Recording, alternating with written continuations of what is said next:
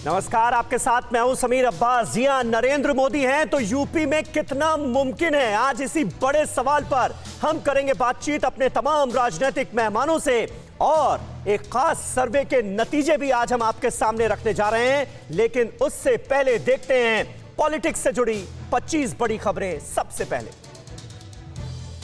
UP में छठे और सातवें चरण के उम्मीदवारों के नाम पर आज लगेगी फाइनल मुहर। बीजेपी कोर कमेटी की बैठक में प्रधानमंत्री भी होंगे शामिल। 25 जनवरी को केंद्रीय चुनाव समिति को सौंपे जाएंगे कोर ग्रुप की बैठक में तय नाम। सहमति बनने के बाद होगी घोषणा। केशव प्रसाद मौर्य ने बीजेपी की जीत का दावा किया। कहा, अगड़ी पिछड़ी और अनुसूचित जातियों की त्रिवेणी पीएम मोदी के अंदर समाई, भारी बहुमत से जीत निश्चित।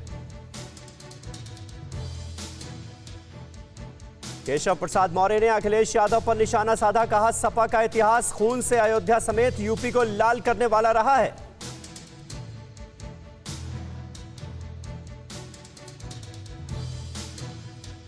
मायावती ने बीजेपी सरकार पर साधा निशाना। कहा, 5 साल में भय, भ्रष्टाचार, भेदभाव बढ़ा, बेरोजगारी और पलायन से लगातार पिछड़ रहा देश। समाजवादी पार्टी पर सीएम योगी का बड़ा हमला। कहा, तमंचावादियों और दंगाइयों पर लगाम के लिए बीजेपी सरकार जरूरी।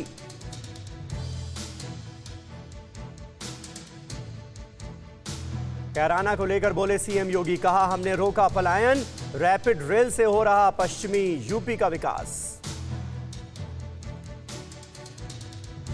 रामपुर में केंद्रीय मंत्री मुख्तार अब्बास नकवी का डोर टू डोर कैंपेन। कहा, यूपी में सबसे बड़ा मुद्दा MY फैक्टर। M मतलब मोदी, Y मतलब योगी। मुख्तार अब्बास नकवी ने साधा कांग्रेस पर निशाना। कहा, कांग्रेस की खिड़की पर टिकट वापस करने वालों की लगी है भीड़। सहारनपुर की देवबंद विधानसभा में यूपी बीजेपी अध्यक्ष स्वतंत्र देव सिंह ने डोर टू डोर कैंपेन किया। घर घर जाकर बीजेपी की जीत के लिए मांगे वोट।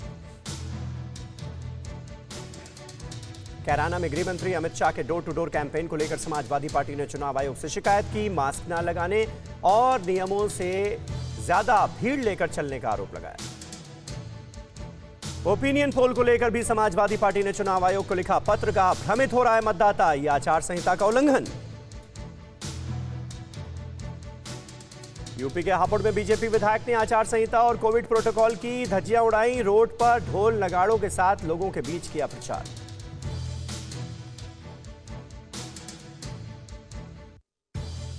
कांग्रेस नेता नसीमुद्दीन सिद्दीकी ने किया कोविड प्रोटोकॉल का उल्लंघन। बहराइच में सैकड़ों कार्यकर्ताओं के साथ की सभा। पुलिस ने बीच में रुकवाई बैठक। आगरा में टिकट नहीं मिलने पर बीजेपी विधायक ने थामा एसपी का दामन। बीजेपी ने जितेंद्र वर्मा का टिकट काटकर पूर्व विधायक छोटे लाल को बनाया उम्मीदवार। लखनऊ में बीएसपी के पूर्व सांसद दाऊद अहमद की अवैध प्रॉपर्टी पर चला योगी सरकार का हंटर। दाऊद की 5 मंजिला अवैध इमारत को किया जमींदोज।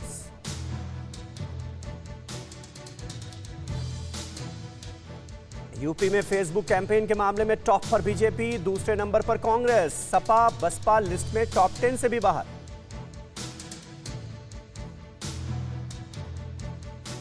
मेरठ में खुला भाजपा का नया मीडिया सेंटर। वॉर रूम में लगे अखिलेश और नाहिद हसन के पोस्टर। योगी सरकार और अखिलेश के बीच फर्क दिखाने की कोशिश। भारतीय किसान यूनियन नहीं करेगी किसी भी पार्टी का समर्थन। राकेश टिकैत बोले, हमारे कार्यकर्ता सिर्फ सरकार की कमियों को जनता तक पहुंचाएंगे। आज देहरादून का दौरा करेंगे सीएम भूपेश बघेल। लॉन्च करेंगे कांग्रेस का उत्तराखंड कैंपेन सॉन्ग। विधानसभा चुनाव में अनुप्रिया पटेल ने जारी की उम्मीदवारों की पहली सूची। लिस्ट में केवल रामपुर की स्वार सीट से हैदर अली खान का नाम।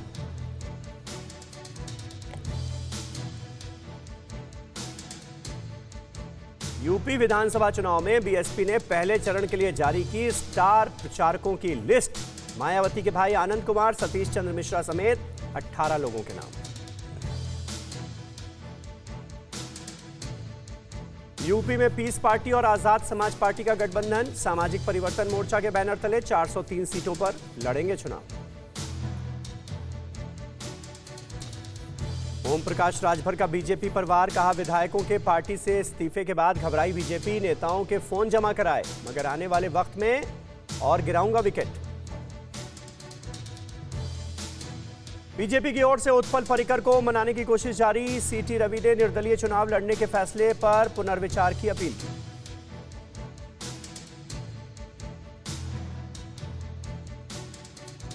कोरोना धर्म नहीं देखता, जात नहीं देखता, अमीर गरीब ऊंच नीच नहीं देखता। कोरोना सिर्फ मौका देखता है, लेकिन आप उसे मौका मत दीजिए। बस इतना कीजिए, जब कभी दफ्तर से बाजार से घर लौटिए तो इतना ख्याल जरूर रखिए कहीं आपके साथ कोरोना आपके घर तो नहीं जा रहा। भूलिए मत, कोरोना अभी जिंदा है।